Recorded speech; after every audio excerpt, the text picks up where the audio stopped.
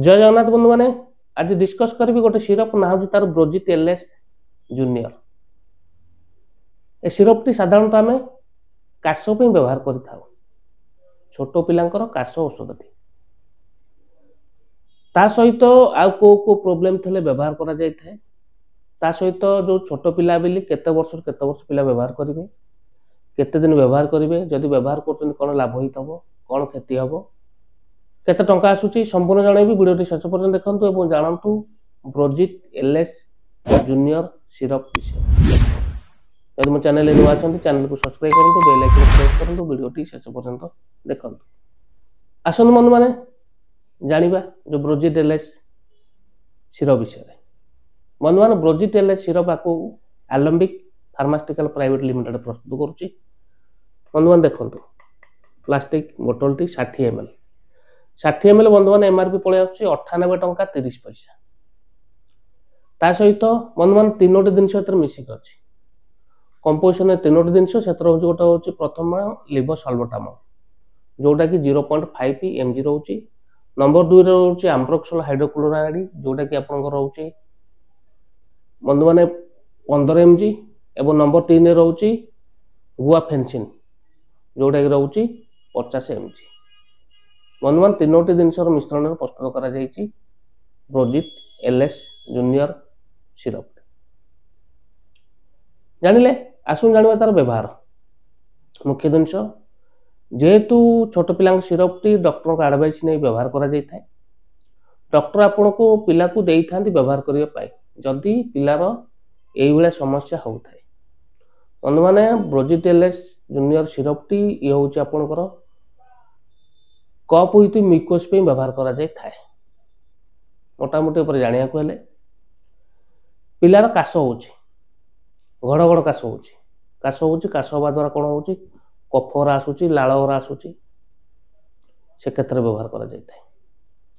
ता सहित एलर्जी जनित पिलार किछि समस्या होछि जपरि आखिरु पानी दबा नाकरु पानी दबा ता सहित पिलार टॉन्सिल बसी जिबा छातीटा घड़ घड़ हवा शोला पेकाली भाई बाजुवा गोटे साउंड हवा पिला टे अणनिश्वास होगा बेले लगे धईसई हवा घड़ घड़ काश कफरा मेढ़ा मेढ़ा बाहर करवा यही समस्या दि जाए आपणकर पिला को ब्रोजिट एलएस जूनियर सिरप। जानिले बंधु माने मोटामोटी ऊपर जानिया को हेले ये हूँ भल काश सिरप कफ काश सिरप जोटा कि आपण पिला बहुत भल। बंधु माने जानिले यूजेस व्यवहार जानिबा तार साइड इफेक्ट। बंधु माने साइड इफेक्ट सेमती किछि नाही तथापि आपण जेतोले दउछंती पिला को जत्न से देबे जेमती तार नाकेरे आखिरे न बाजे ता सहित पिला थारु दूरे रखिबे एवं पिला को उचित टाइम रे व्यवहार करिया को देबे। तापर बंधु माने व्यवहार को माने व्यवहार को एज रो पिला व्यवहार करिवे डोज केते व्यवहार करिवे। बंधु माने जेहेतु डोजेसटा पिलांकर वेट आ एज अनुसार दिया जाय थाए तथापि जानिया पहले कहि दउची वर्षकरू 5 वर्ष पिला आपण ताको देई परिबे 5 ml दिन को 3 थर 5 वर्ष 10 ml 10 वर्ष पिला 5 रु 7.5 10 ml दिन को 3 थर देई परिबे। खाया पूर्व दे पारे खाया पर दे पारे किंतु डॉक्टर परामर्श नहीं व्यवहार करेंगे कहीं जेहेतु छोट पिला औषध टी पिलार एज आउ वेट अनुसार दि जाए केते दिन व्यवहार करेंगे जो पर्यंत आपणकर प्रोब्लेम टा सॉल्व न होइछि किंबा डॉक्टर आपन को दबा भी मना न करछंती सेते दिन पर्यंत व्यवहार करेंगे। मन इच्छा देबेनी कि मन इच्छा बंद करेंगे। मन माने पाइबे जेहेतु आपको एलम्बिक फार्मास्यूटिकल प्राइवेट लिमिटेड प्रस्तुत करूची पाखर थिबा औषध दुकान सहज पाई परिबे।